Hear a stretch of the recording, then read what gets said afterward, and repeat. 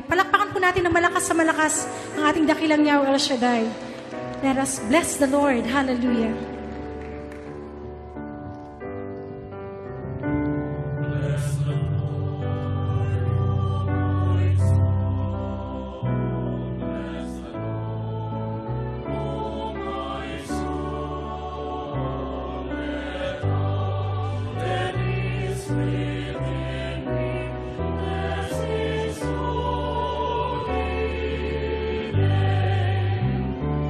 Love the Lord.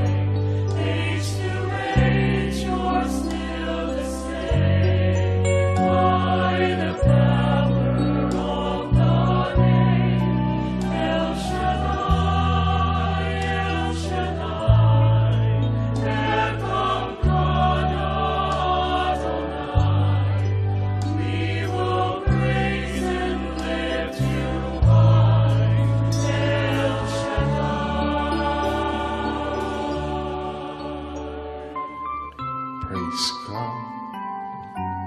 Blessed be the name of the Lord, and blessed be the name of Jesus. Hallelujah, hallelujah. Glory to God. Glory to Christ Jesus. Hallelujah, hallelujah.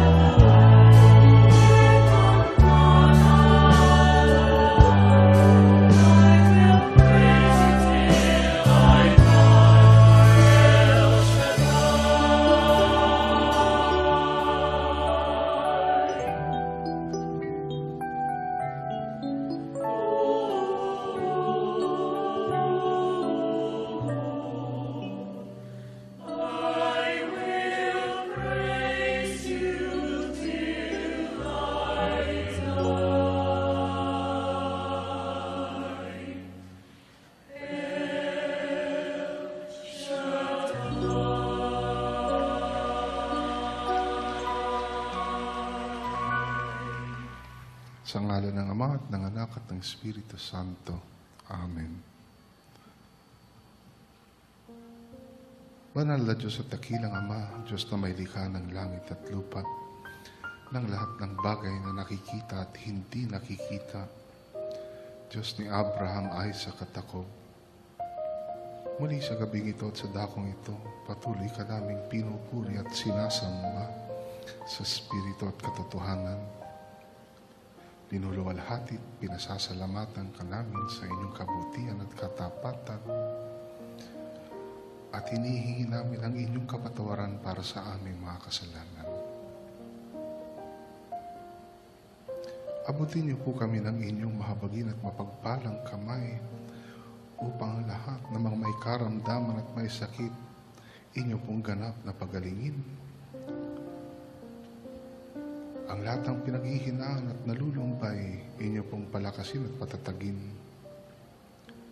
Ang lahat ng aming mga problema, inyo pong tugunin.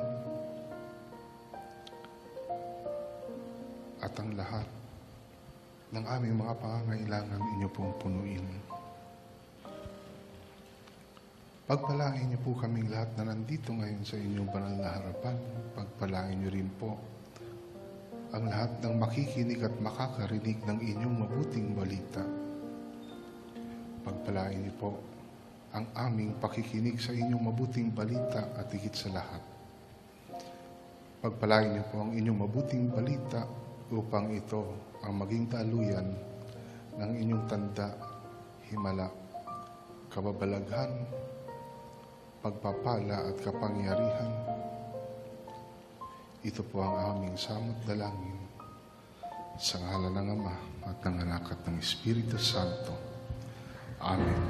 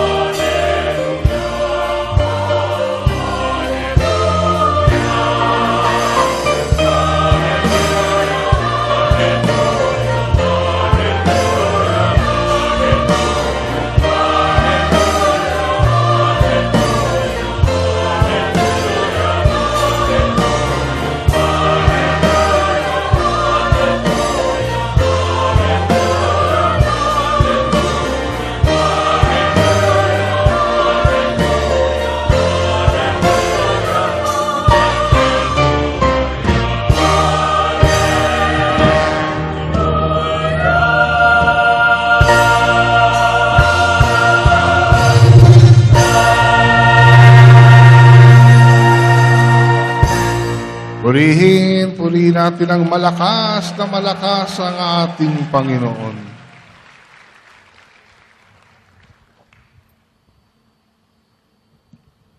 Brothers and sisters, tonight's healing message is taken from the Gospel of our Lord Jesus Christ, according to Matthew, chapter 7, verses 21 to 29.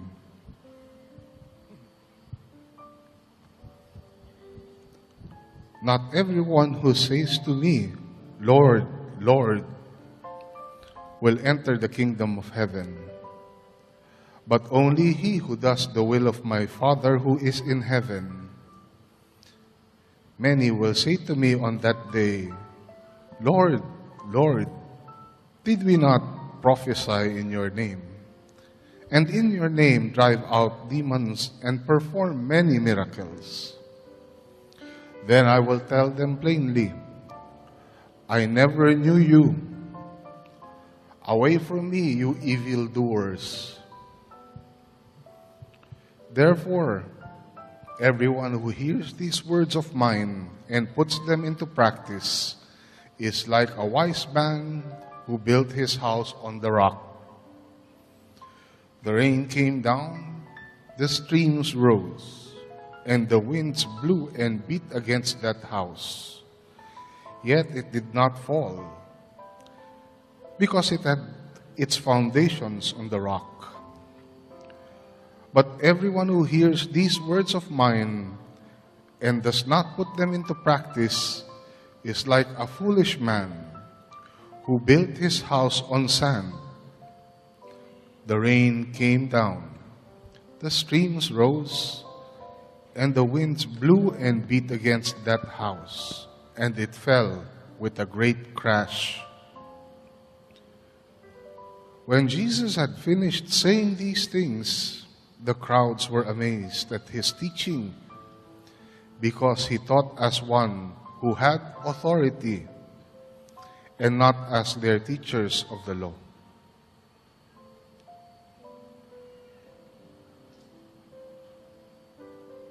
Hindi lahat ng tumatawag sa akin, Panginoon, Panginoon, ay papasok sa kaharian ng langit, kundi iyon lamang sumusunod sa kalooban ng aking Amang nasa langit.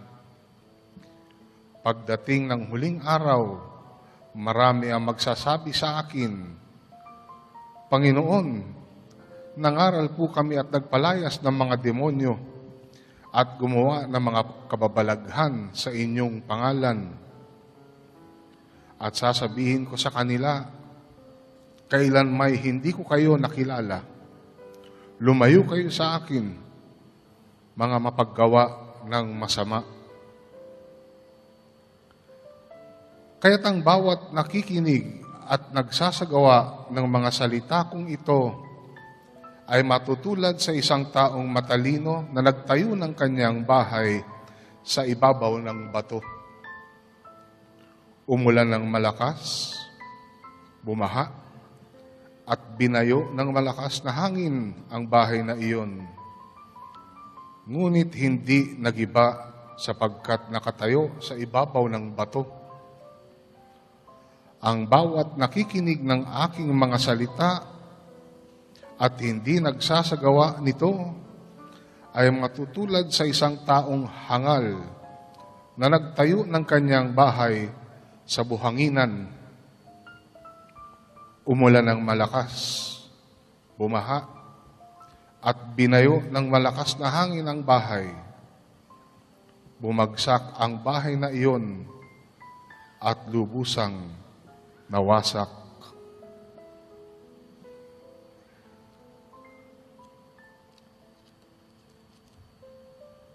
Nang masabi na ni Jesus ang mga pananalitang ito,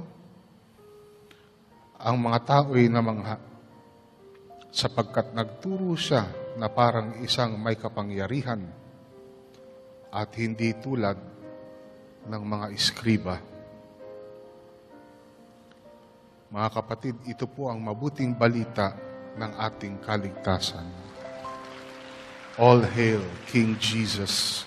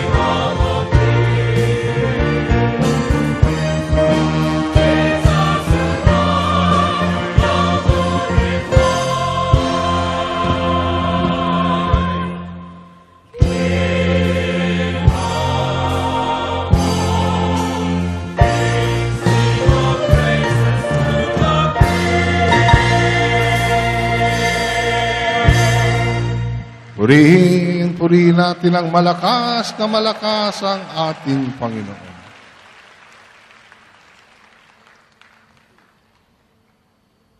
Mga kapatid, isang maganda at mapagpalang gabi sa inyong lahat.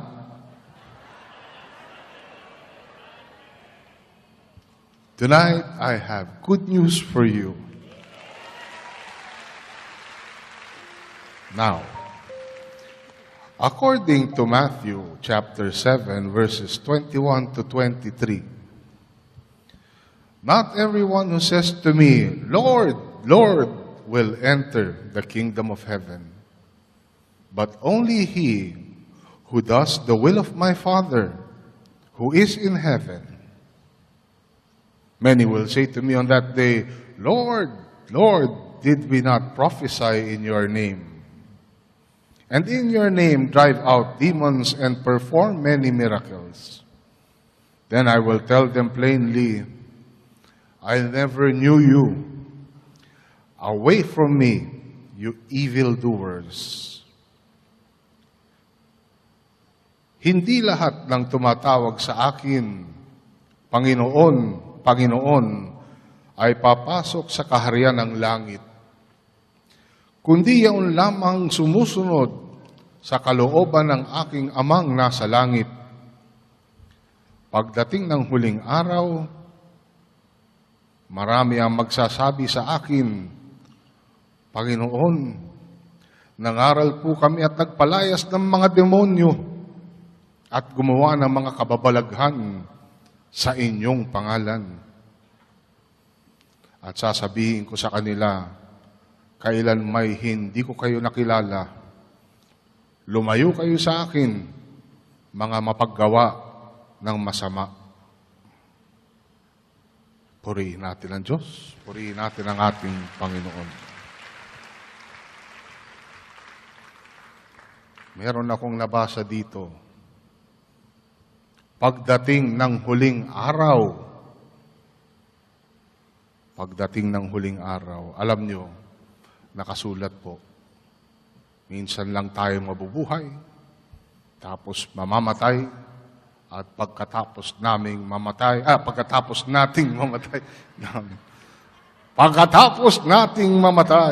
tayong lahat mamamatay, no exception. Amen? From the top. Minsan lang tayo mabubuhay. Minsan lang tayong mamamatay. Tayo na. Pagkatapos nating mamatay, ang darating paghuhusga. Tama ba ako?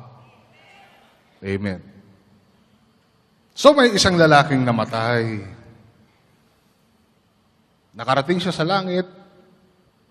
Pinapasok siya ni San Pedro, akala niya nakapasok na siya ng langit. Yung pala, may dadaan ng pang isang hallway na mahaba.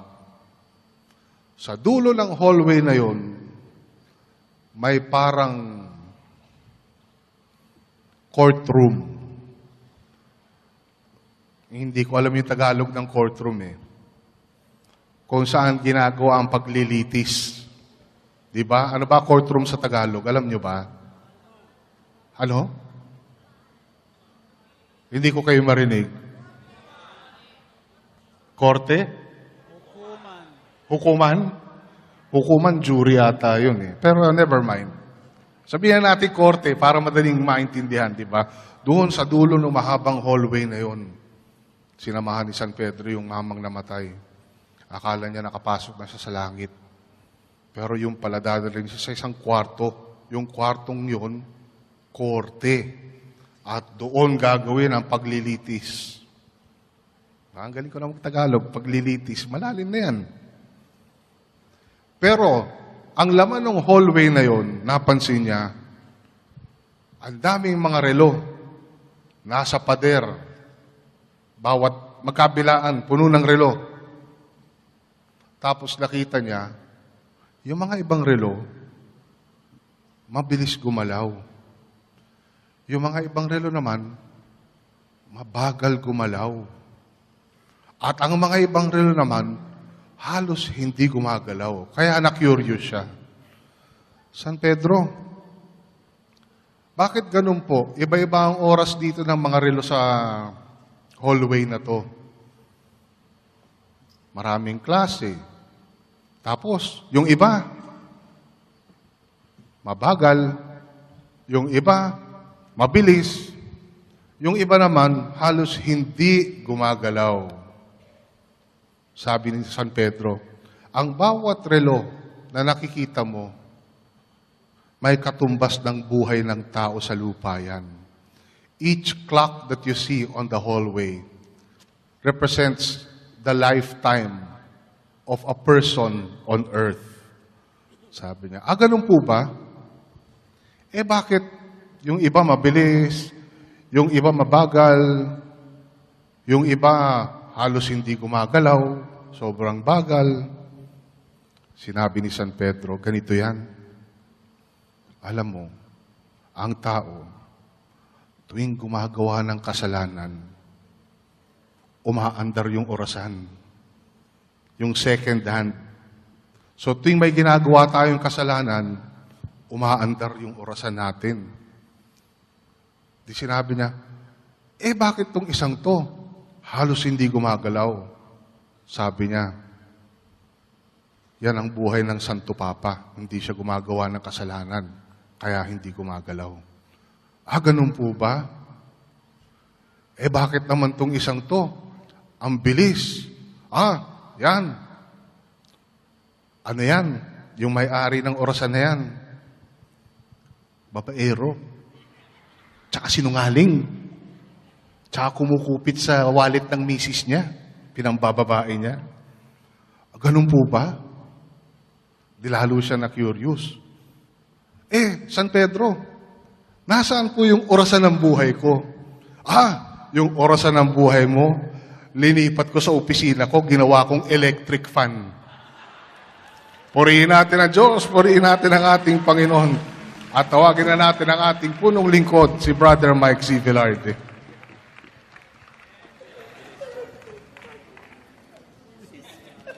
Kumusta na kayo? Thank God, I am blessed, happy and prosperous talaga. Magaling ka, mayaman pa, matalino, matuwid, marangal, wagas sa pag-ibig, malaya, mayapa kalooban, maginhawa at kalugay.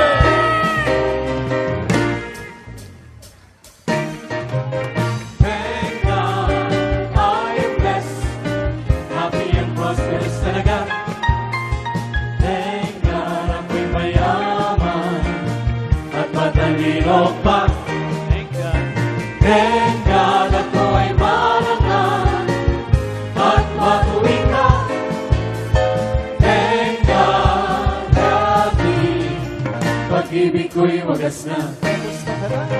Thank God, I am blessed, happy and prosperous talaga. Thank God, ako'y mayaman at matalino pa. Thank God, ako ay marangal at matuwid na. Thank God, happy, pag-ibig ko'y wagas na. Bata mang matanda, lahi may magkaiba. Pag narinig ka ng iyong salita, sasabihin mo ibang-ibang kaysa iba. Happy and prosperous talaga. Thank God, I am blessed, happy and prosperous talaga. Thank God, ako'y mayaman at matalino pa. Thank God, ako ay marangal at matuwid na. Thank God, happy, pag-ibig ko'y wagas na. Pagkay El Shaddai sa kanya'y nagbigay, siksik-likli ang mapawang buhay. Ang si El Shaddai, ang sinunod mong tunay. Tsak yun, happy and prosperous talaga. Thank God, I am blessed, happy and prosperous talaga. Thank God, ako'y mayaman at matalino pa. Thank God, ako ay marangal at matuwid na.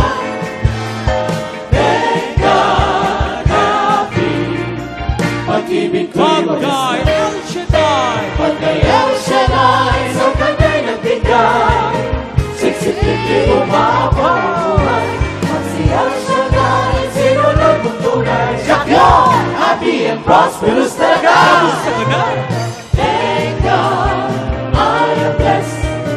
Happy and prosperous talaga. Thank God, ako'y mayaman at matalino pa. Thank God, ako ay malakas at matuwid na. Thank God, happy, pag-ibig ko'y wagas na. Kamusta ka na? Thank God, I am blessed. Happy and prosperous talaga. Thank God, ako'y mayaman at matalino pa. Thank God, ako ay malakas at matuwid na. Thank God, happy, pag-ibig ko'y wagas na. Happy and prosperous talaga. Happy and prosperous talaga. Thank God, I am blessed. Happy and prosperous talaga. Magaling na, mayaman pa, matalino, matuwid, marangal, wagas sa pag-ibig, malaya, payapa, kalooban, maginhawa at matagumpay. Purihin. Purihin ang Panginoon. Nasaan kamay nyo? Gusto niyong humaba buhay nyo?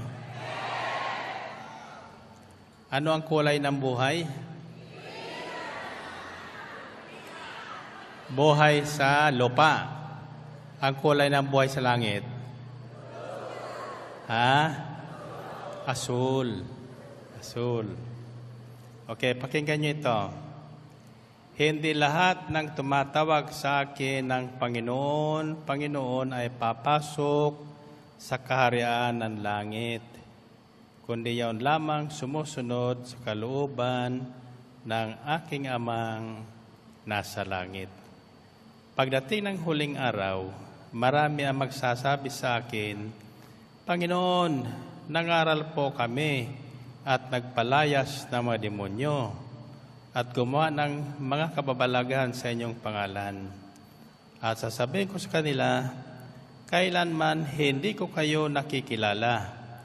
Lumayo kayo sa akin, kayong mga mapagawa ng masama. Purihin natin ang Panginoon. Purihin ang Diyos.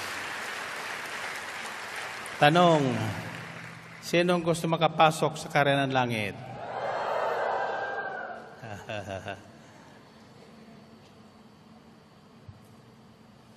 Ano sa tingin nyo ang kailangan natin doon para tayo makapasok? Ha? Actually, wala na tayong kailangan doon. Wala tayong kakailanganin doon. Anong kailangan natin dito para tayo makapasok doon?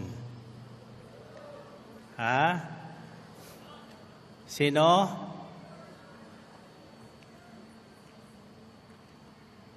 Alamin natin ito sapagkat mahalaga po ito, no? Sino kaya ang papasok sa kaharian ng langit? Sino? Sino sa inyo?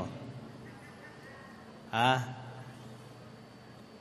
Kailangan malaman natin yung paano tayo makakapasok doon at ano ang maaring maging sagabal natin sa pagpasok doon.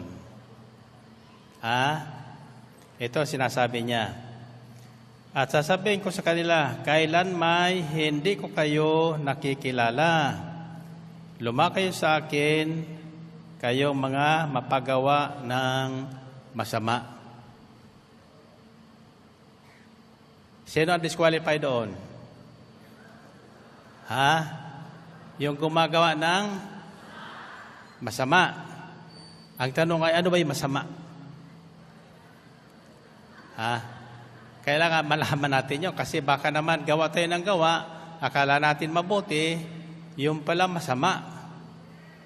Diba? Laging sinasabi ko, hindi po, ano ba yun? Sinasabi ko madalas, hindi lahat na mabuti ay tama.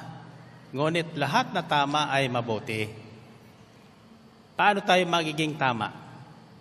Paano natin itatama ang ating buhay? Ha? Okay, taas ang kamay nyo, taas ang kamay nyo. Sabihin nyo, Panginoon, turuan mo kami kung paano namin malalaman ang tama at ang mali. Paano namin malalaman ang masama at ang mabuti. Nang sa gayon, ang mabuti at ang tama ang siya naming gagawin upang kami naman ay makapasok ng walang sagabal sa kaharian ng langit.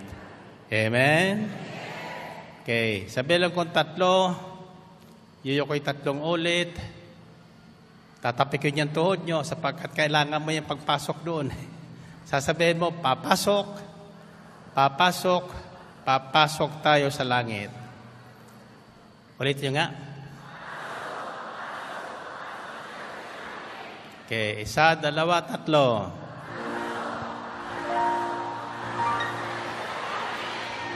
Purihin ang Panginoon. Purihin ang Diyos. Okay. Tatandaan niyo yung mga tinuturo ko sa inyo exercise, ha?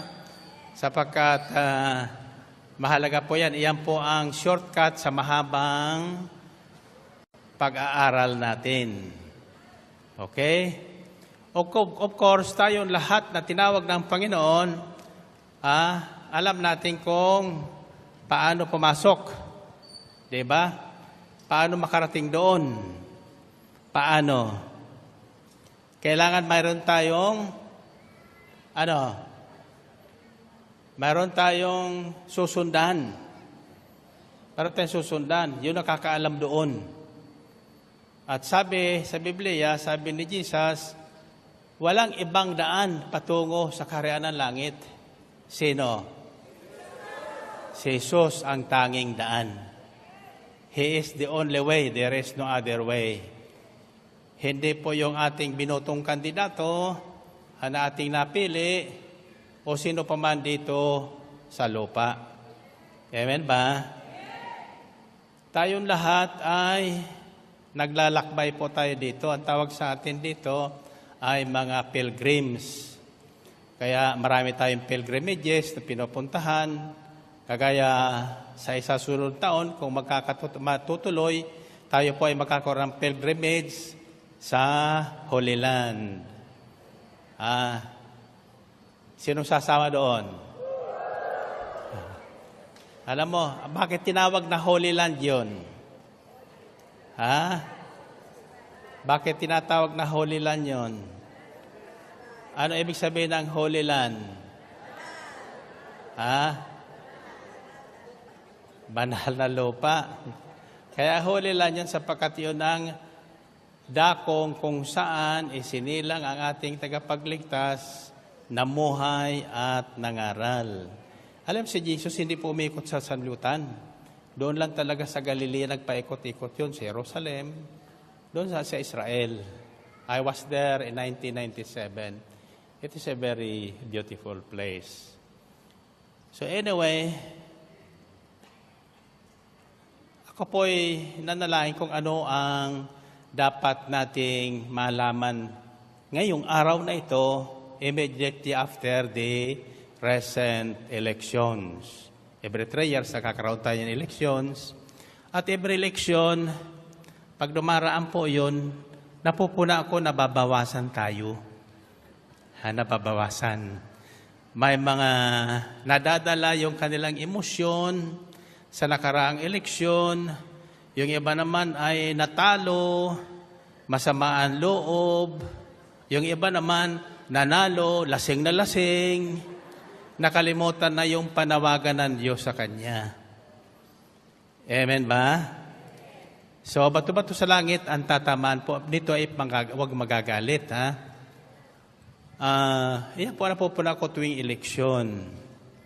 And so, for example, we are supposed to be a Catholic country or a Christian country. Halos po dito ay Kristiyano. Siguro mga 10% lang ang hindi.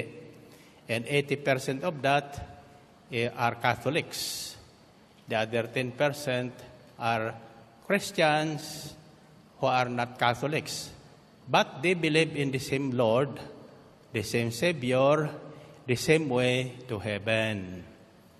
Amen ba? Now, but for us who have been called, tayong tinawag ng Panginoon, pinili sa karamihan upang manguna patungo doon sa tunay na bayan nating pupuntahan, dapat iba sa kanila. Dapat mayroon tayong pagkakaiba. Kaya ang sabi sa Biblia, sabi San Pablo sa Aklat ng Roma, para tayo ay hindi mahatak ng mundo, kailangan mag-iba tayo at magbago ng isip. Huwag tayong umayon sa takbo ng mundo. Sapagkat ang takbo ng mundo ay hindi natin kontrolado. Amen ba? Pero makokontrol natin ang ating buhay.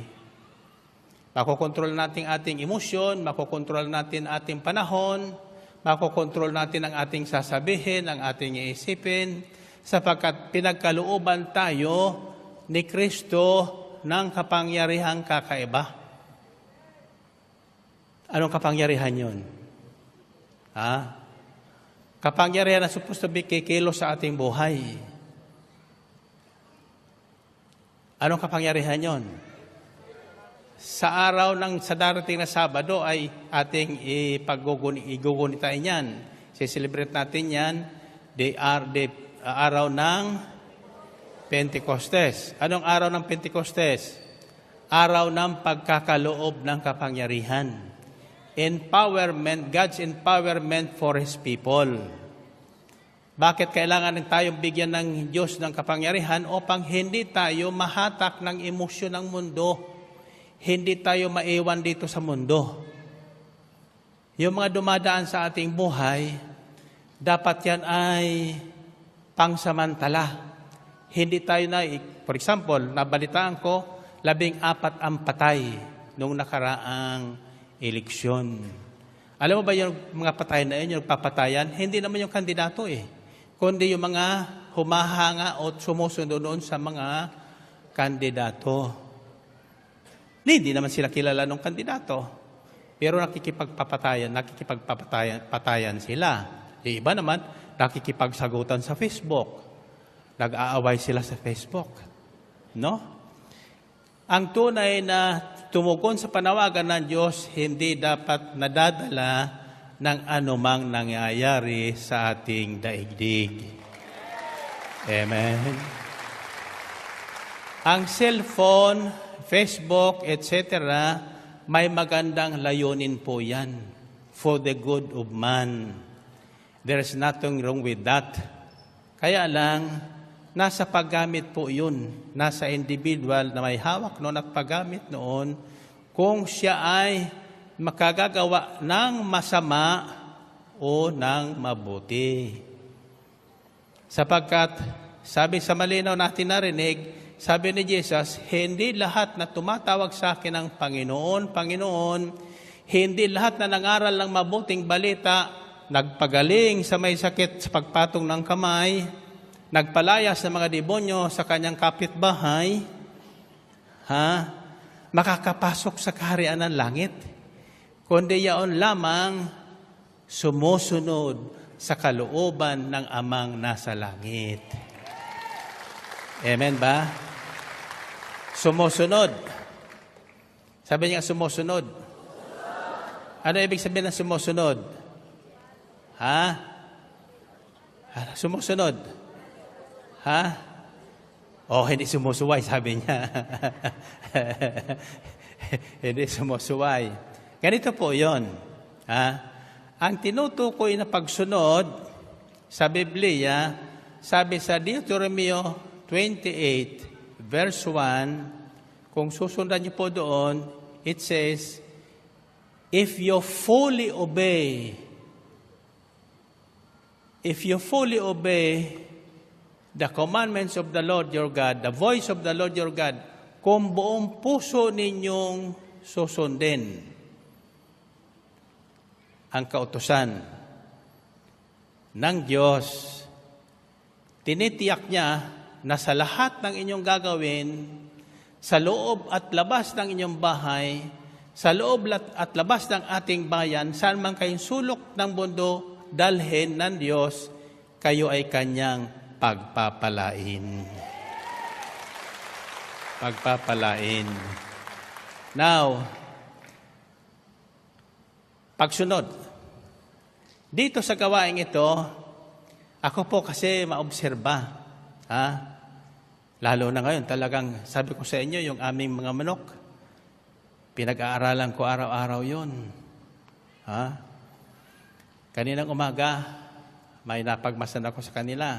Kasi mayroon magbagong sisiw ngayon, may dalagita, mayroon naman yung maliliit sila. Nakasanayan nila na kapag umaga na, nandun sila nag-aabang lahat sa kung saan darating Sister Belen. No? Madalas naman tinatanghal Sister Belen gising. So sumunod sa akin, hanggang doon sa aming pinag-inuupuan ko, kasama yung mga disciple, kung saan ako upo, pagkatapos hipuin nila yung aking paa, mamasahihin nila, umikot doon yung mga manok sa amin. Ang sabi ko sa kanila, wala kaming dalang pagkain para sa inyo. At saka, hindi ko pakikialaman sapagkat pag pinakain ko kayo, baka pag labas ni Sister Belen, hindi niya sasalubungin. Magkakalit sa akin yun. Sabi ko sa kanila, doon kayo, balik kayo doon sa may hagdan. Doon kayo mag-iingay. Magkukutak-kutak na kayo doon para magising ka ako, Sister Belen. Tanongin niyo yung 3 disciple na kasama ko. Lahat sila tumakbo doon. Umalis doon sa harapan namin. Manok yan, ha? Manok yan. Yung sabi ko sa kanila, tingnan nyo ka kapag masdan nyo yan. Manok. Sumunod. Bakit? At saka hindi sila problema doon sa bakura namin. Although, pinagbabawal na nung security sa village.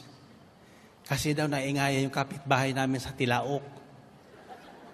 So sabi ko sa mga tandang na tumitilaok, huwag kayong maingay.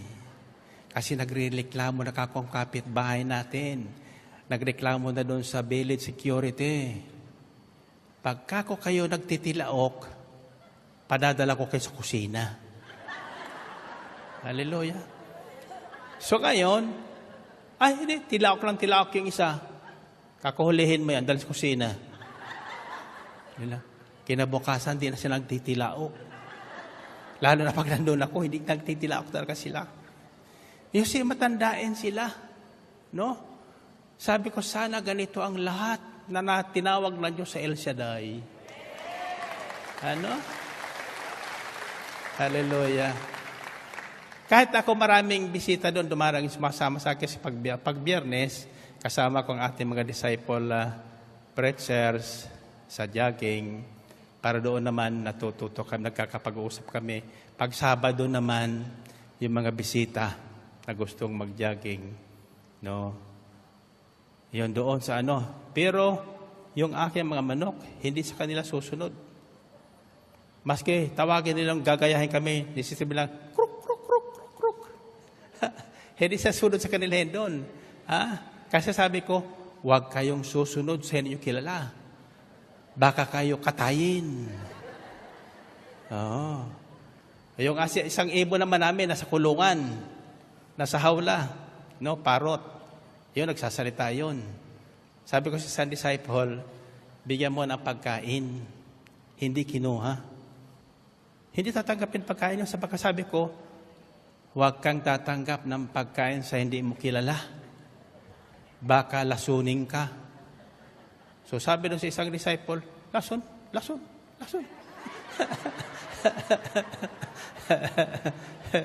Yung isa naman, yung isa si Brother Boyet Balis, kasama ko, sabi ko, bigyan pagkain yan. Sabi nung parot, kalbo.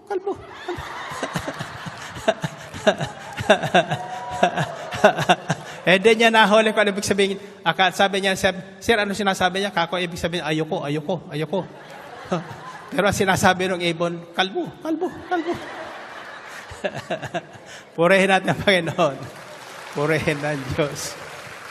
Kasi, ang mga ibon, sa totoo lang, pusa, aso, manok, ibon, natuturuan po yan.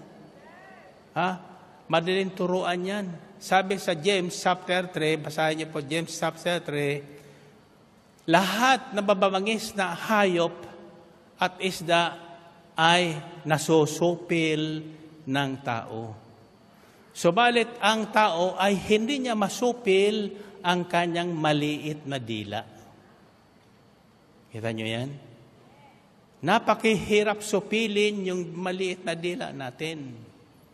Pero kapag tayo ay sadyang nagpasakop sa Espiritu Santo, lahat yan kaya nating supilin. Amen? So, may nagtanong sa akin, brother, kumusta ka na? Talo yata yung kandidato mo. Sabi ko sa akin, paano mo nalaman na talo yung kandidato ko? Alam mo ba kung sinong binoto ko? Diba? Malaman mo kung nanalo yung binoto ko, diba? Hindi nyo malalaman yun. Sapagkat yung boto natin, sagrado yun. Mayroon naman, kinunampan niya ng cellphone. Pinasa pa sa Facebook. Bawal nang kumilik yun Diba? Kung ano pinagbabawal, saka kinuha naman. Bakit? Gusto niya pakita, nanalaw yung kanyang ibinoto. Bawal yun. Pwede kayong kulungin doon. Amen ba? So, how can we fully obey the commandments of the Lord when we cannot simply obey the simple laws and regulations that our authorities are giving us? Paano nyo maisasabuhay at masusunod ng buong puso ang kautusan at kalooban ng Diyos na yung mga taong namumuno sa inyo ay hindi nyo masunod-sunod? Diba? Alam niyo yung isang tinatawag na napakasama sa harapan ng Diyos? Alam niyo kung ano yon? Sinasabi niyang, lumayo kayo sa akin, kayong mapagawa ng masama. Ano sa Diyos, sa tingin niyo ang pinakasama sa tingin ng Diyos? Pinakamasama. Lakasan niyo. Yung sumuway. Iyan yung unang kasalanang nagawa ng unang tao, yung sumuway. So, tatanda natin, sabi sa Biblia, ako naman kasi kaunti nalalaman ko sa Biblia, pero tinatandaan ko. Hindi basta nag-uutos ang Diyos. Kapag may inutos ang Diyos at ginawa mo, pagpapalain ka niya. Yeah. Pag hindi mo naman sinunod, yayariin ka niya. Basahin niyo po Deuteronomy chapter 28 verses 15 and following. From verse 1 to verse 12 it says, if you fully obey the Lord your God, He will bless you in and out of the city. Pagpapalain ka sa lahat na iyong gagawin sa loob at labas ng iyong tahanan. Lahat ng iyong gagawin pagpapalain niya. Hanggang sa nagkaroon kayo ng kayamanang hustong takal, siksik, siliglig, umaapaw. Bakit pinaapaw niya? Para yung umaapaw, maipamigay natin doon sa ibang nangangailangan. Amen? Sabi sa talatang 12, to the point that hindi na kayo mangungutang. Kayo pa ang magpapautang. So, unang sukatan ng isang Kristiyanong totoong nakakasunod sa kalooban ng Diyos ay nakababayad sa utang. Nakalalaya sa utang at hindi na po siya naalipin ng pangungutang. Siya na po ang nagpapautang na walang tubo. At saka yung pautang sa Biblia, sa mga hindi makabayad, after 7 years, kinakalimutan. Halimbawa, may utang ka sa akin. Inabot ng 7 taon. Talagang hindi ka makabayad. Hindi makabayad, ano? Dapat palayain kita doon. Kalimutan mo na yon. At kakalimutan ko na rin yun. Hindi na kita sisingilin. At ang magbabayad sa iyo ay ang Panginoon. Amen ba? So, I'll try to share with you a few things about obedience. No? Now, if we fully obey, pag sinabing fully obey, buo mong susundin. Hindi mo hahatiin. For example, dito, ang sabi ko pag Martes, as much as possible, kayong lahat ay dito sa harap ko. Huwag dito sa kanan, huwag dito sa kaliwa, kasi nahihilo ko kaikot-ikot. Bakit pa ayaw nyo dito sa harap? Malog pa dito sa harap eh. Di ba? Mas maganda yung harapan tayo ng ganyan, di ba? Pero sasabihin mo, sobra ka naman, Brother Mike. Pwede naman dito, naririnig naman dito eh. Pwede nga, pero ang utos, dito kayo sa harap. Amen ba? Sabi ko, pag Martes, lahat naman gagawa, pati estudyante ng College of Divine Wisdom, nandito sa gawain. So, there are certain roles na kung tayo ay totoong binago ng Diyos at tinanggap yung Espiritu ng Panginoon at nagmimiting makapasok sa kaharian ng langit, kaharian nating amang nasa langit, kailangan matuto tayong sumunod ng buong buo. Diba? Kasi ang mundo ganito, lagi may kontra. May kontra. Sobra ka naman. Sobra ka naman. Pwede naman dito. Pwede nga. Walang diferensya dyan. Kaya lang, narito ka na rin, sumunod ka na. Para kayo higit na pagpalain. Amen ba? Or for example, bakit kami dito, Brother Mike, hindi pa pagpapalain din kayo dyan? Bakit hindi? Kaya lang, iba yun nanditong kaharap. Bakit? Nakikita niyo yung nunal ko. At nakikita ko rin kayo. Nakikita ko rin kayo. Amen ba? But that's not the point. Hindi mahalaga yung makita ko kayo, hindi. Nakikita tayo ng Diyos. Amen? Nakikita tayo ng Diyos. Kasi yan ang sukatan ng pagsunod eh. Kung nakikinig ka, kasi tayo instrumento lang ng Panginoon, di ba? Instrumento lang. So, para tayo makasunod ng buo at nakatitiyak tayong hindi tayo palalayasin pagdating ng panahon, kasi pagdating ng panahon, sasabihin ng Panginoon, lumayo kayo sa akin, kayong mapagawa ng masama.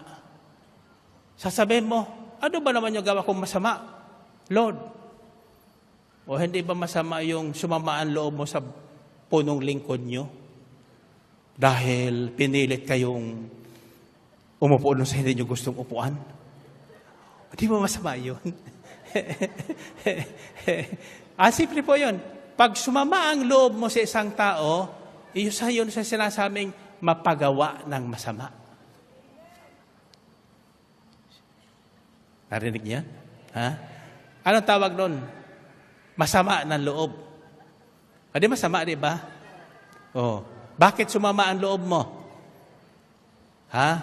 Kasi ayaw mo nga, pinilit ka. Amen ba? Hindi, huwag kayong sasama ng loob sa akin, sa totoo lang.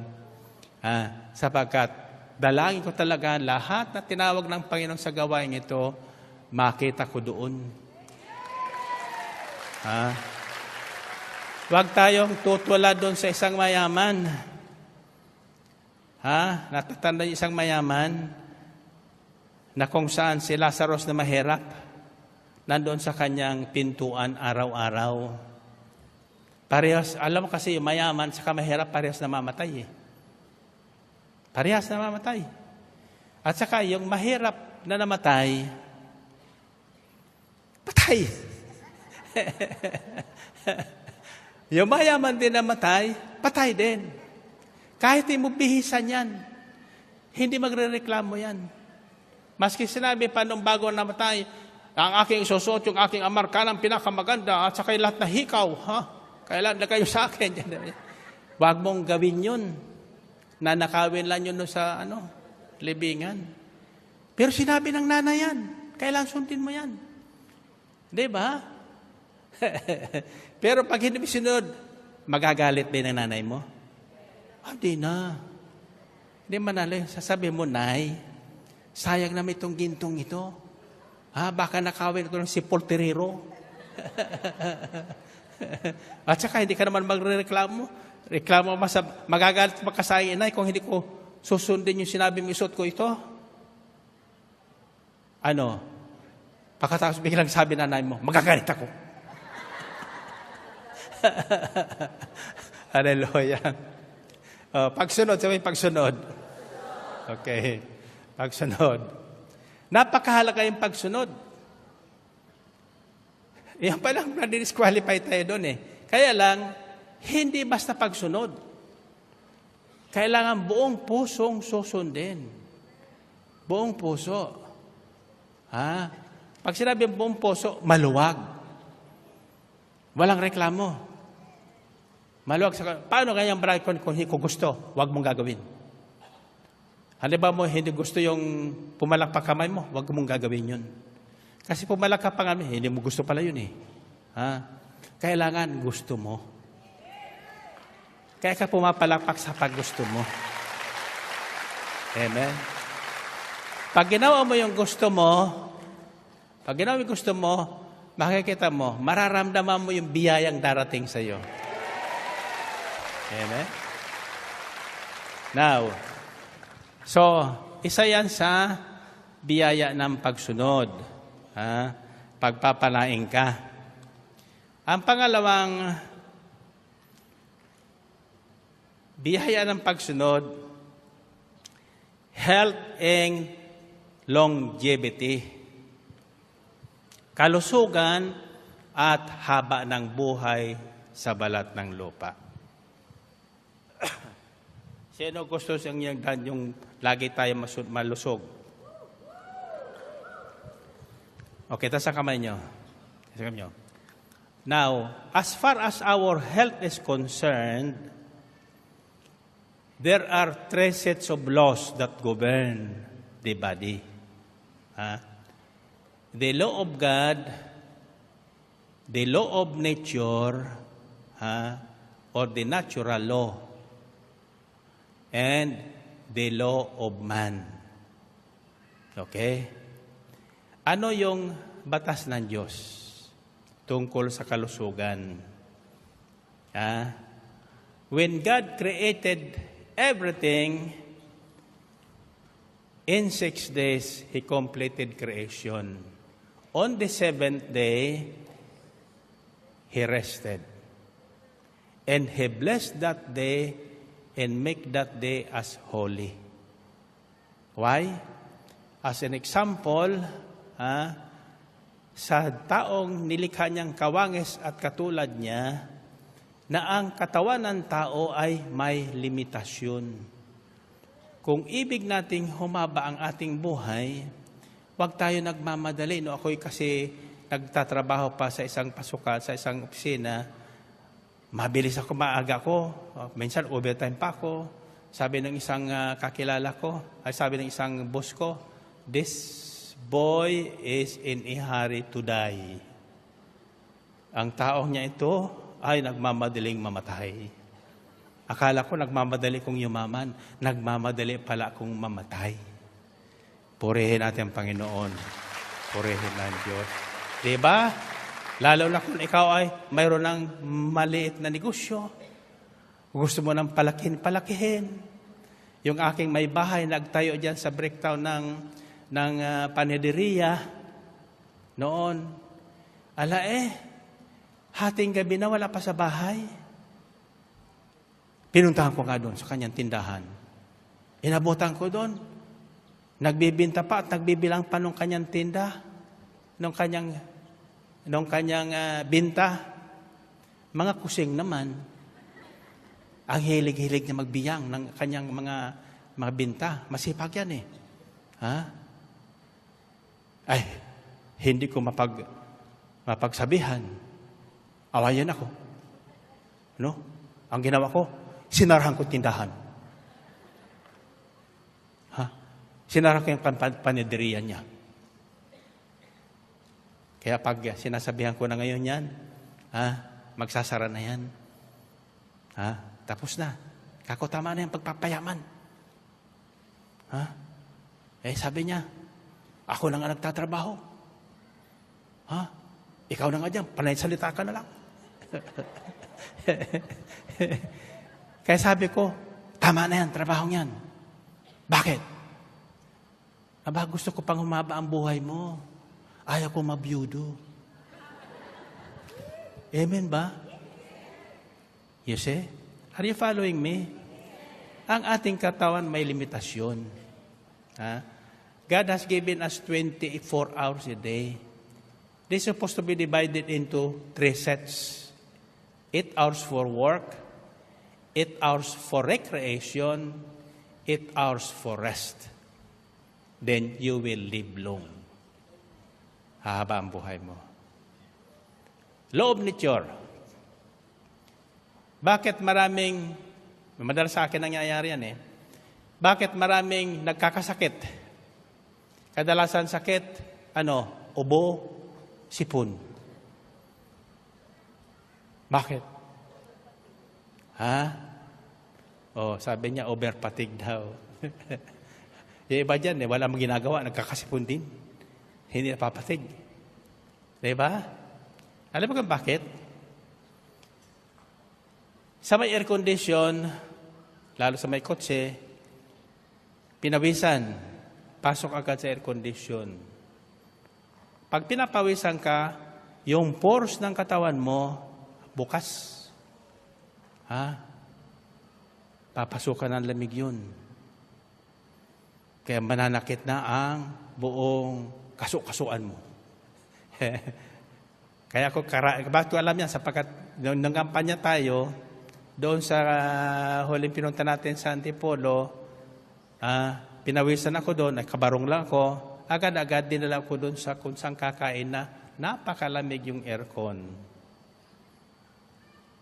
Hindi man ako makareklamo kasi bisita lang ako doon. Tumapa pa sa akin yung aircon.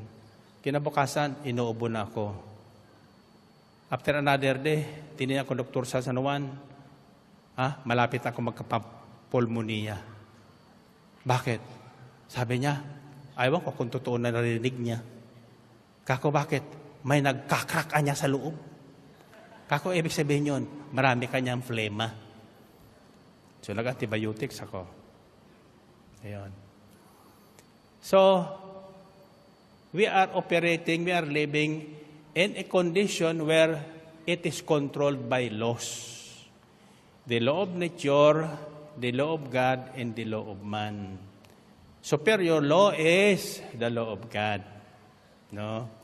Now, lahat na utos ng Diyos, lahat na ipinagbabawal sa atin ng Diyos, makasasama sa atin.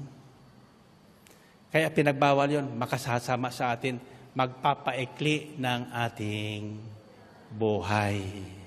Sapagkat ang gusto ng Diyos, mabuhay tayo ng mahaba dito sa balat ng lupa. Amen ba? Purihin natin ang Panginoon. Purihin ng Diyos.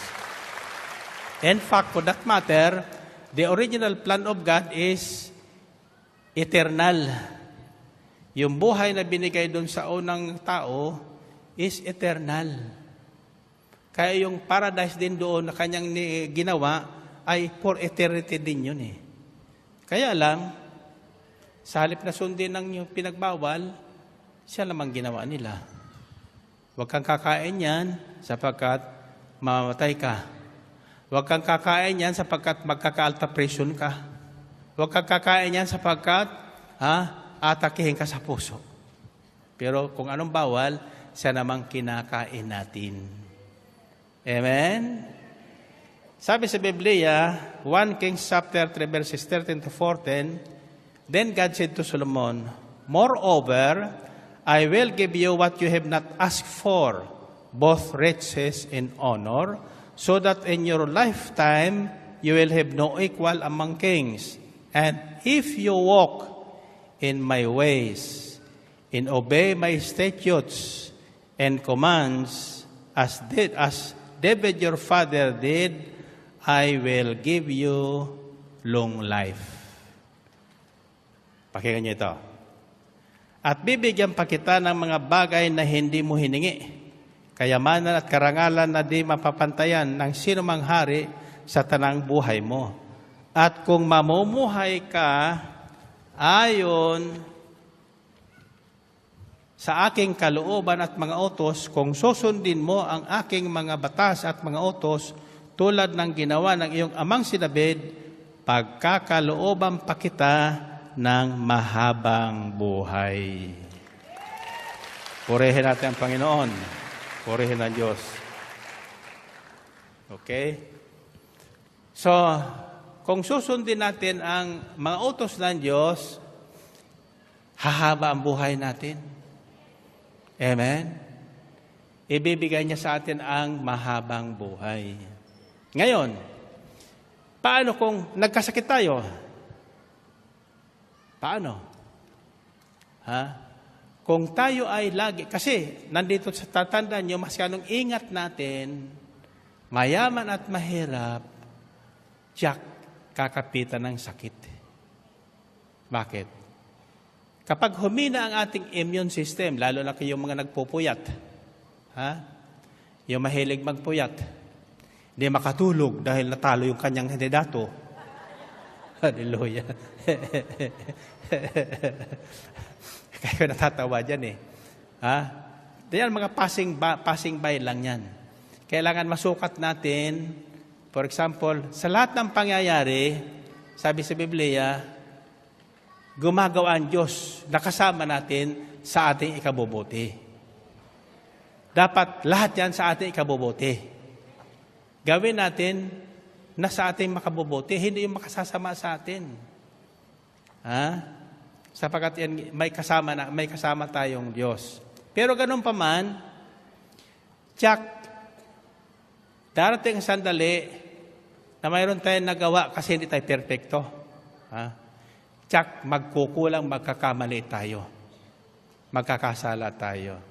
So the moment we do that, manghihina ang ating immune system sa ating katawan. That is the time when sickness gets into us. Pag humina ang ating immune system. Ngayon, kapag nangyari yon, ano daw ang gagawin ng Diyos kung tayo ay masunurin sa Kanyang mga utos? Alam niyo kung anong gagawin niya? Sabi niya dito, in Exodus chapter 15, verses 25 to 26, Then Moses cried out to the Lord, and the Lord showed him a piece of wood. He threw it into the water, and the water became sweet. There the Lord made a decree and a law for them, and there he tested them. He said, If you listen carefully to the voice of the Lord your God, and do what is right in His eyes, if you pay attention to His commands, and keep all His decrees, I will not bring on you any of the diseases I brought on the Egyptians, for I am the Lord who heals. Kung kayo ay makikinig sa akin at susundin ang aking mga utos ng buong puso, hindi kayo kakapitan ng mga sakit na pinadala ko sa matitigas ang ulo. Tulad nun sa mga Ehipsyo. At kung kayo man ay magkasakit, nang hindi nyo na namamalayan, pagagalingin kayo, sabi ng Panginoon. Amen? Now, bibigyan ko po kayo ng isang patutuo po sa Aklat ng Mga Hari. In the Book of Kings, 2 Kings chapter 20 verses 1 to 7, it says, "In those days, King Hezekiah became ill and was at the point of death. The prophet Isaiah, son of Amos, went to him and said, 'This is what the Lord says, put your house in order because you are going to die. You will not recover.' Hezekiah turned his face to the wall and prayed to the Lord. Remember, Lord, how I have walked before you faithfully and with wholehearted devotion and have done what is good in your eyes." And Hezekiah wept bitterly. Before Isaiah had left the middle of the court, the word of the Lord came to him. "Go back and tell Hezekiah, the leader of my people, this is what the Lord, the God of your father, says. I have heard your prayer and seen your tears. I will heal you. On the third day from now on, you will go up to the temple of the Lord.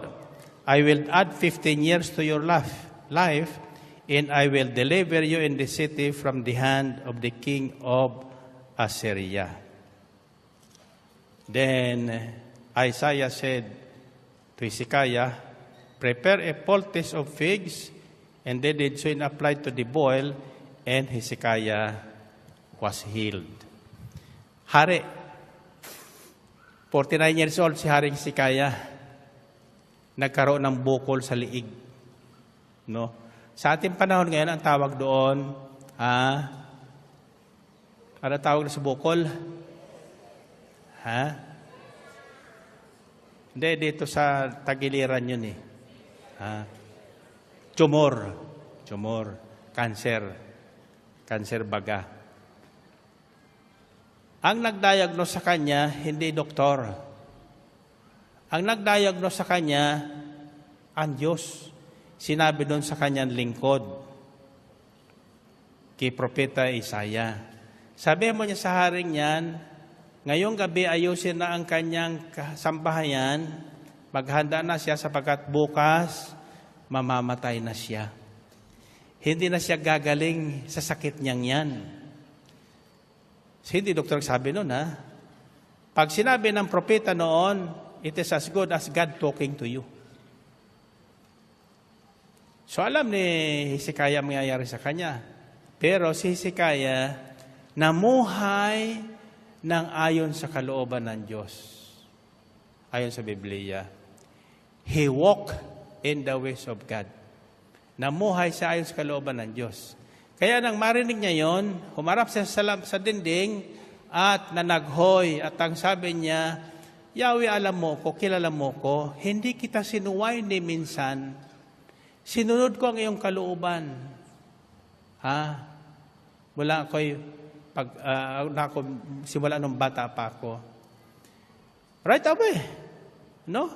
Hindi pa nakakalabas ng palasyo ang propeta, kinausap ulit ng Diyos. Sabi, balikan mo yung hari.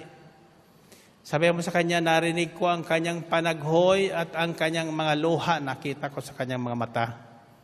Hindi ko siya maaaring tanggihan sapagkat namuhay siya ng ayon sa aking kalooban. Amen. Humingi siya ng dugtungan ko pa ang kanyang buhay. Kaya sabi mo sa kanya, sige, tahan na. Bukas makapapasok ka na sa templo para magpasalamat. At bibigyan pa kita ng 15 taon na walang karamdaman, walang problema ang iyong kaharian. Ipagtatanggol ko pa ang iyong kaharian sa inyong mga kaaway. Ganyang kabuti ang Diyos. Kung tayo lamang ay magiging masunurin sa Kanya. Amen ba? Sa Kanya mga utos. Now,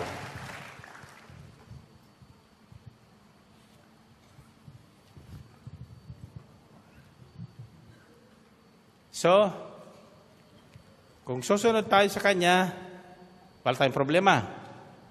Pagpapalain tayo. Lahat ng ibig natin, Lahat ng kailangan natin sa buhay. Pag sinabing pagpapalain kita, kung ikaw ay dalaga pa, bibigyan ka ng gwapong gwapong tulad ni pag ikaw na may binata, masunurin ka, bibigyan kang mabait at magandang makakasama mo sa buhay. Ang Diyos ang nagbibigay niyan eh. Amen ba? Alam niyo, sa totoo lang, madali po matandaan yung bigay ng Diyos. Pag galing sa Diyos, kahit may problema, mahal mo pa rin. Pag galing sa Diyos, hindi mo sabi mawalan ka ng problema. Magkakaproblema ka, pero lalong tatatag ang inyong pagsasama. Amen ba? Okay. Bakit? Ang Diyos ang kasama mo eh. Ang Diyos ang kasama mo. Without our knowing it, yung bagay na binigay siya ng Diyos, kasama siya. Kasama siya. Sabi ng Diyos somewhere in Genesis kay Abraham, I am your very great reward. Dahil sa masunurin ka sa akin, ako mismo, si Yahweh na iyong Diyos, ang gantimpala mo. Narinig mo yun? Pero mo yun? Si Yahweh ang gantimpala niya sa iyo? Wala ka nang hanap-hanapin pa. For example, ito naman hindi sa pag-aangat ng bangko. Halimbawa, sabihin sa iyo ng Panginoon ngayong gabi, gagantimpalaan kita. Isasama ko sa iyo sa buhay mo, sa bahay mo, ngayong gabi, si Brother Mike. Tatanggihan mo? Tatanggihan mo? Ako, tatanggihan ko. Purihin natin ang Panginoon. Purihin ang Diyos. Okay. Isa pa, mahaba kasi ito eh.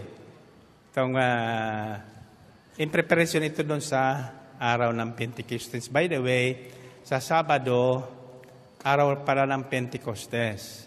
Since napagod tayo ng mga karang eleksyon, marami tayo halos sunod-sunod ng ating overnight, hindi po tayo mag-overnight. So you come early. Hindi tayo mag-overnight. Parang regular gawain lang to. Probably, abutin lang tayo ng alas 10 ng gabi. No? After all, kasama nyo na ang Diyos eh. Diba? Kasama nyo na ang Diyos. Yung hindi pa nararasan ang presensya ng Panginoon sa buhay nila at ang pagsama sa atin ng Diyos, dumating po kayo Sabado. Ituturo ko sa inyo ng malinaw na malinaw paano nyo mararanasan ang presensya ng Diyos sa buhay nyo araw-araw. At paano nyo naman masusukat ang inyong buhay na kayo ay nakasusunod sa kalooban ng Diyos. Tatandaan nyo, kung wala sa atin ang Espiritu ng Panginoon, hindi natin maunawaan ang salita ng Diyos, hindi natin maunawaan ang utos ng Diyos, at lalong-lalo na hindi natin maunawaan yung buhay natin. At hindi natin magagawa yung mga bagay na aayon sa kalooban ng Diyos. Kaya kailangan natin tanggapin ang Espiritu Santo. May sukatan po yan. Bibigay ko sa inyo ang sukatan ng tumanggap ng Espiritu Santo. Kasi maraming Kristiyano na akala nila binyaga na sila, nakumpil na sila, sumasa kanila ng Espiritu Santo. Masusukat mo pa yan sa buhay natin, sa kilos natin araw-araw, sa pananalitaan natin, sa response natin sa mga nangyayari sa ating paligid. Kung sumasa atin ang Espiritu Santo. Gusto niyo malaman? Sa Sabado. Sa Sabado. Amen? Meantime, sasabihin ko sa inyo ang isang pambagay na ibinibigay ng Diyos sa mga taong sumusunod sa Kanyang kalooban. Gusto niyo malaman yon? O taas niyo muna ang inyong mga prayer request. Ha? Taas yung manalangin tayo. Lahat ng inyong kailangan, taas niyo na rin. Sabi niyo, Panginoon, ito po ang aking buhay. Ibig ko pong makapasok sa kaharian ng langit. Ayaw ko pong ako ay inyong ipagtabuyan dahil sa aking mga masasamang ginawa dito sa lupa habang ako ay naririto at nabubuhay. Tulungan niyo po ako na aking maunawaan ang lahat ng inyong naisin at kalooban sa aking buhay. Sa ngalan ni Jesus, pagpalain niyo po ang lahat ng aking kahilingan ngayon at lahat na hawak ng aking kamay upang ito ay magsilbing paalala sa akin araw-araw. Sa ngalan ni Jesus, Amen, Amen. And finally, baba mo na ang hawak kamay natin. Anong kagalakan ang aking nadarama Sa tuwing ako'y nakikinig, tuwing ako'y nakikinig ng banal na salita? nalaman kong susi ng kanyang himala. Ko ang susi ng kaniyang mga himala. Sa gabay ng lingkod niyang Sa pinagpala. gabay ng likod niya, pinagpala. Sabay-sabay taas ang mga kamay. Finally, Finally, ako ngayon may bagong buhay. ako ngayon ay bagong buhay. Finally, Finally, ako ngayon ay pinagpala. ako ngayon ay pinagpala. Finally, Ako ngayon ay tagumpay. ako ngayon ay tagumpay. Finally, Sabay-sabay, finally, ang buhay ko ngayon siksik-liklik ng biyaya. buhay ko ngayon siksik. Sabihin mo sa iyong may pagsubok man, Kung may ay pagsubok di man, alintana. ay hindi alintana. Pagkat ako'y punong-puno ng pag-asa at kalakasan ng pag-asa at kalakasan. sa pagtahak sa Sa landas ng pagtahak sa kabanalan. landas ng Buong kabanalan. kabanalan itaas ang mga kamay. Finally, Finally, ako ngayon malaya na. ako ngayon malaya. Lumundag ang mayaman na. Ako ngayon mayaman na. Sumigaw ang magaling na. Ako ngayon ay magaling na. Finally, Sabay-sabay. finally, Finally, finally. ako ngayon may bagong buhay. Ako ngayon ay bagong buhay. Lumundag ang mga pinagpala. Ako ngayon ay Sumigaw ang mga tagumpay. Ako ngayon ay tagumpay. Finally, Sabay-sabay. finally, And finally, finally, sabay-sabay. finally, Finally, finally, sabay-sabay. finally. Purihin ang Panginoon. Finally, kung tayo ay tunay na susunod sa kalooban ng Diyos, alamin natin next time, ano nga ba ang kalooban ng Diyos? No? How would you know the will of God? Tuturo ko sa inyo, seeking how to seek the divine will.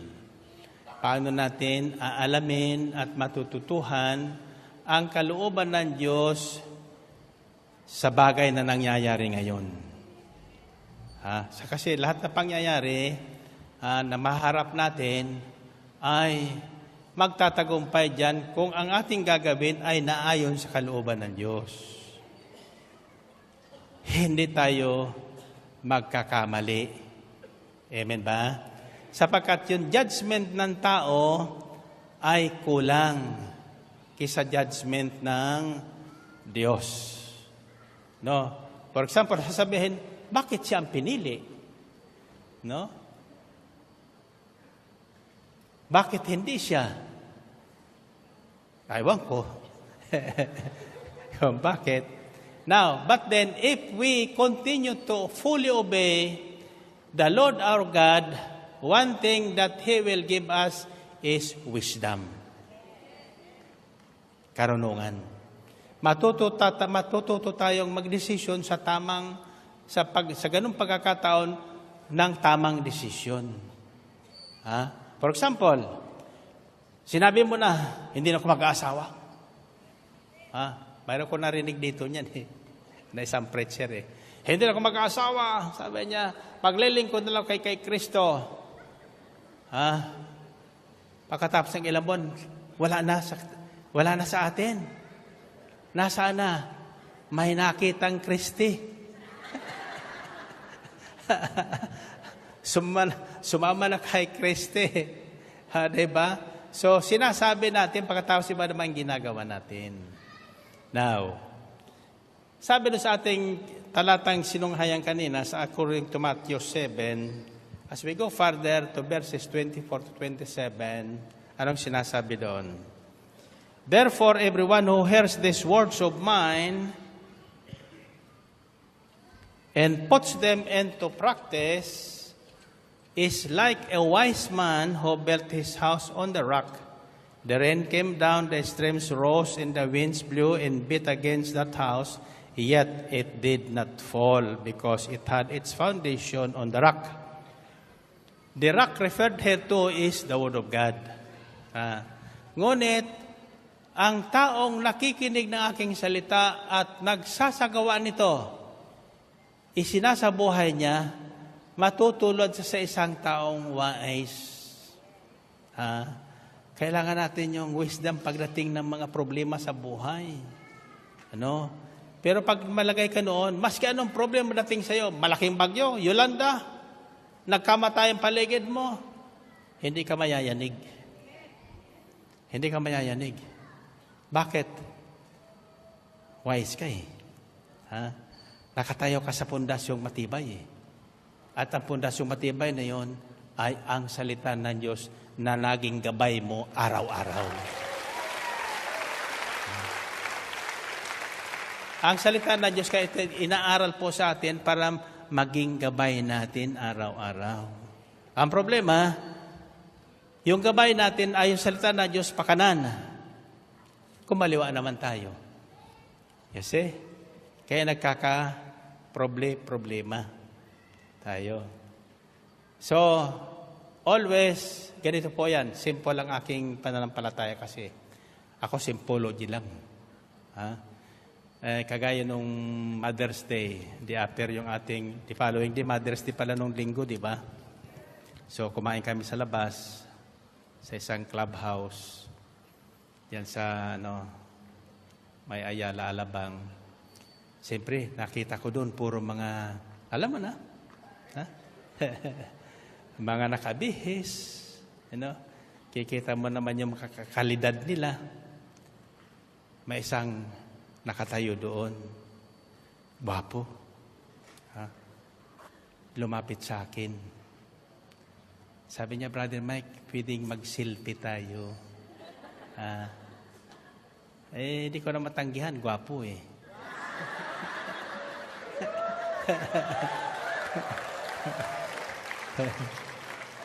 Alam mo na. Pero bago yun talaga yung mukha niya sa akin, bago. Ako naman, kako. Yes. Tapos may tinawag siya, maganda. Yung pala misis niya. Pagkatapos ng mag-selfie kami, ito pong sinabi niya na lumaki ang puso ko. Sabi niya, Brother Mike, continue to inspire people and give them hope. I am one of them. Di ba nakakataba ng puso yun? Marami palang ganun na hindi lang natin nakikita dito sa ating gawain, pero nasa siyempre, comfort zone sila sa television na lang. Kahit na inaabot sila ng past midnight. No? Sabi niya, please continue to give inspiration and hope to our people, and I am one of them. Kaya pala maganda yung ngiti na yung makita niya ko.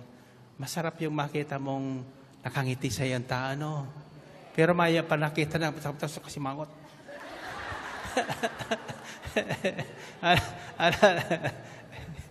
Sana ganun tayong lahat. Ha? Tandaan niyo ito May kasabihan, like attracts. Kung anong mayroon ka, mag-a-attract ka sa tao. Kung mayroon kang sama ng loob, lahat na makakilala mo, sasama ang loob din. Ano? Pero kung ang laman ng puso mo ay pag-ibig na tulad ng sa Diyos, kahit yung hindi pa napaibig, mapapaibig mo. Amen ba? Tasa kamay niyo. Sama niyo. Di pagkatapos noon kasama ko si Sister Belen, pero hindi siya sinama Nahuli kasi siya nahuli sa atin. So nadakita kami, nag-picture taking na kami. Ngayon sabi niya sa akin, sino yun? Sabi ko, hindi ko kilala. Bakit niya nakangiti sila? Gwapo kasi ko Diba? So, pag ako may nakita ng isang tao nakangiti, alam ko may biyaya na ako sa Diyos. Amen ba? Kaya alam ko naman yung mayroon sumasama ang loob sa akin Kagaya ng nakarang eleksyon, maraming sumama sa akin ang loob Akala nila tututuhanin ko yung ako pipili para sa kanila. I will never do that. Malaya kayo. Malaya kayo. Ayaw kong saklawan kalayaan although sinasabi ko paminsan-minsan na hindi nyo pwedeng gawin ang lahat sapagkat hindi makabubuti sa inyo yun. Kahit malaya at bigit tayo ng kalayaan ng Panginoon, pero hindi lahat magagawa natin. Sapagkat pagdating ng panahon, baka magulat kayo. Sasabihin nyo, Lord, hindi ba ako nasarap na sa ni Brother Mike lagay? Malakas ako kung pamalakpak. Malakas akong umamin. Then, pero kakalungkot sasabihin sa iyo, sino ka? Hindi kita kilala. Sasabihin mo, ay Lord, isa ko sa mga preacher ni Brother Mike sa El Shaddai. Nagpalayas ko ng demonyo.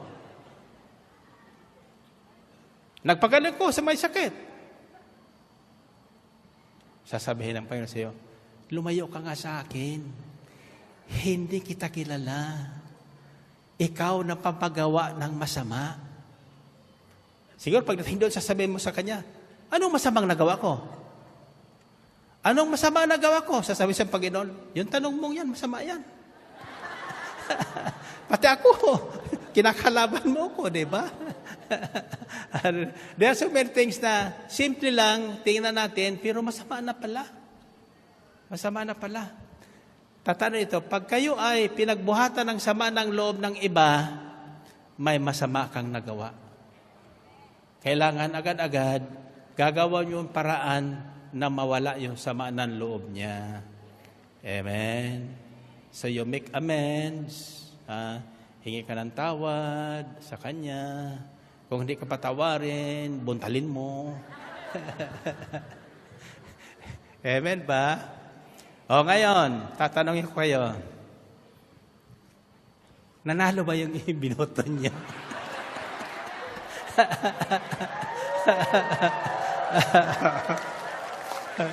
Nasa kamay nyo. Ito po ang dapat attitude ng taong sumusunod sa kalooban ng Diyos. Matalo sa manalo, parihas lang. Parihas lang. Amen? Taas kamay nyo. Tatandaan nyo, yung ating binoto, wala naman magagawa sa ating kailangan yun. Hanggang pangako na lang yun. Pero si Kristo, all the time, may magagawa sa atin. Anytime, bibigay siya ng Panginoon yung kailangan mo. Amen ba? Find your partner. Find your partner. Sasabi mo sa partner mo, tanongin mo siya, ano ngayon? 1 plus 1. Ano ngayon? Baka sasabihin mo sa kanya, susunod ka na o hindi? Susunod ka na o hindi? 1 plus 1. Ano ngayon?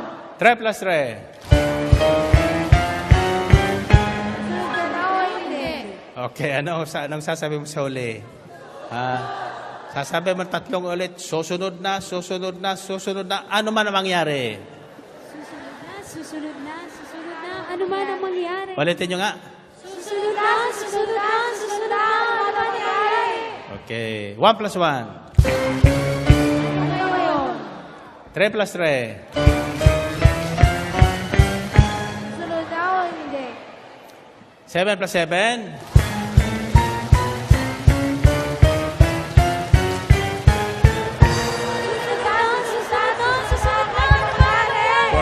Correct. Tasa kamay.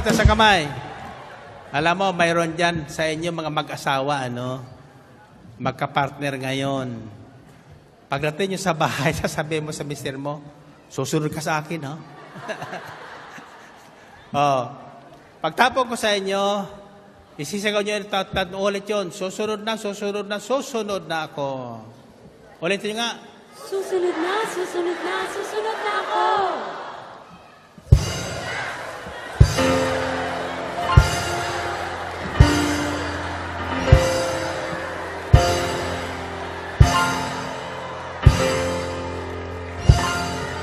God bless you all.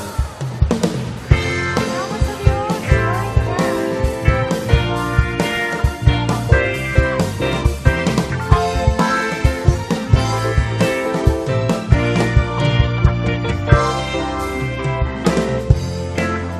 Basta ang kalawakan, hindi ko maunawaan ang iyong dahilan kung bakit ako'y pinili mo tinalagaan. Di ko kayang isipin, hindi ko kayang sukatin ang pag-ibig mo, Jesus, na iyong binigay sa akin. Kamusta't ang kalawakan, hindi ko maunawaan ang iyong dahilan kung bakit ako'y pinili mo tinalagaan. Di ko kayang isipin, hindi ko kayang sukatin ang pag-ibig